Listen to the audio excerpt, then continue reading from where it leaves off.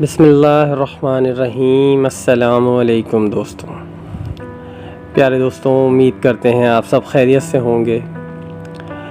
پیارے دوستوں، آج کی ویڈیو کا عنوان ہے قوم سبا۔ اہل سرسار کی ایک قوم جسے قوم سبا بھی کہا جاتا ہے، اللہ تعالیٰ کی بے شمار نعمتوں کے اندر زندگی گزار رہی تھی۔ یہ قوم ایک تہذیب و تمدن کی مالک تھی۔ حضرت داؤد علیہ السلام اور حضرت سلیمان علیہ السلام کی باعظمت حکومتوں کے بعد ان کی حکومت زبان زد خاص و عام تھی۔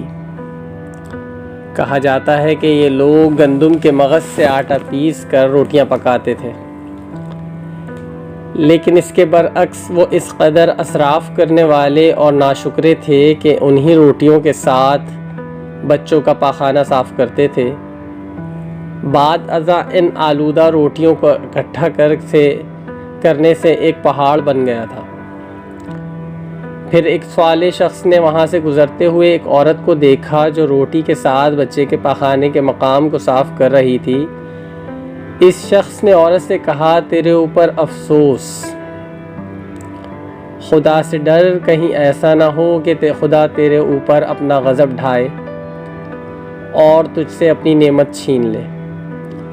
اس عورت نے جواب میں مذاق اڑایا اور مغرورانہ انداز میں کہا، جاؤ جاؤ، گویا کہ مجھے بھوک سے ڈرا رہے ہو۔ جب تک سرسار جاری ہے مجھے بھوک سے کسی قسم کا کوئی خوف نہیں ہے۔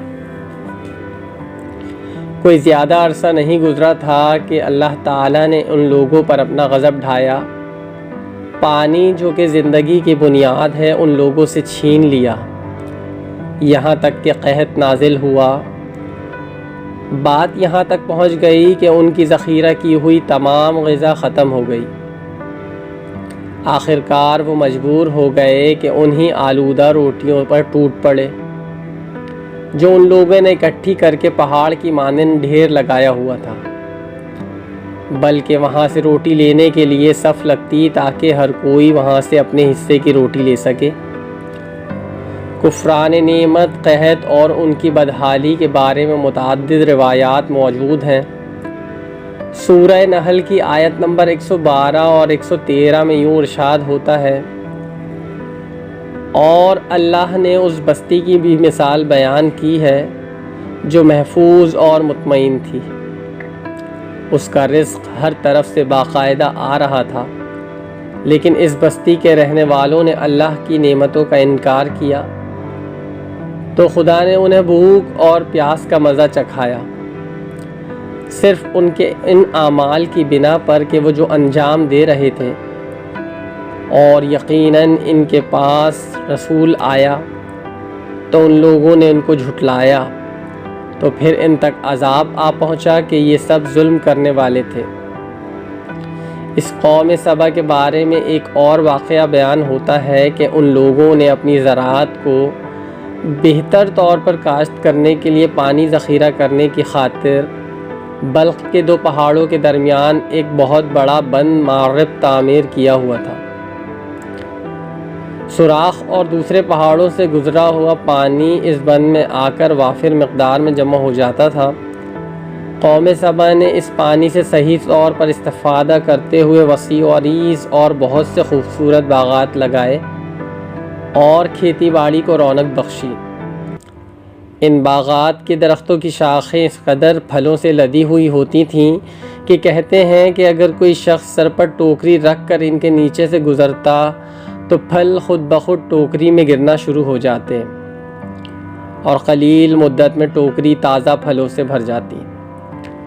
لیکن نعمتوں کی کثرت نے انہیں شکر کرنے کے بجائے سرمست اور غافل کر دیا تھا، یہاں تک کہ ان کے درمیان بہت بڑا طبقاتی نظام وجود میں آ چکا تھا۔ ان میں سے صاحب اقتدار لوگوں نے کمزوروں اور ضعیفوں کا خون چوسنا شروع کر رکھا تھا، یہاں تک کہ ان لوگوں نے خدا سے ایک احمقانہ التماس کیا جس کا ذکر سورہ سبا کی آیت نمبر 19 میں ملتا ہے۔ انہوں نے کہا، خدایا ہمارے سفروں کے درمیان فاصلہ زیادہ کر دے۔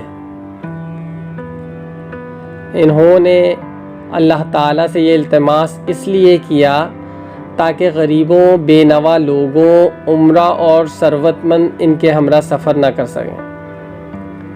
ان کی خواہش یہ تھی کہ آبادیوں کے درمیان خشکی ہو اور فاصلہ بہت زیادہ ہو، تاکہ تہی دست اور کم آمدنی والے لوگ ان کی طرح سفر نہ کر سکیں۔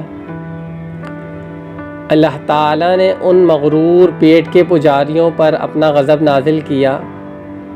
بعض روایتوں کے مطابق ان مغرور لوگوں کی آنکھوں سے دور صحرائی چوہوں نے معرب نامی بند کی دیواروں پر حملہ کر کے انہیں اندر سے کھوکھلا کر رکھا۔ ادھر سے بارشیں زیادہ ہوئیں جن کی وجہ سے سیلاب آ گیا اور اس بند میں پانی بہت زیادہ اکٹھا ہو گیا۔ اچانک بند کی دیواریں ٹوٹیں، اس سے ایک بہت بڑا سیلاب آیا جس میں تمام دیہات، آبادیاں، مال مویشی، باغات، کھیتیاں، ان کے محل اور گھر پانی میں غرق ہو کر نابود ہو گئے۔ ان کے باغات اور زراعت میں سے صرف بیری کے درخت اور کچھ جھاڑیاں بچی تھیں۔ خوش الحان پرندے وہاں سے کوچ کر گئے تھے، جبکہ الوؤں اور کووں نے قوم سبا کے کھنڈرات میں اپنے گھونسلے بنا لیے تھے۔ اس بات کا ذکر سورہ سبا کی آیت نمبر 15 اور 16 میں ملتا ہے، اور آخر میں سورہ سبا کی آیت نمبر 17 میں قرآن کریم میں اس واقعے کا یوں نتیجہ نکالا ہے: یہ ہم نے ان کی ناشکری کی سزا دی ہے اور ہم ناشکروں کے علاوہ کسی کو سزا نہیں دی۔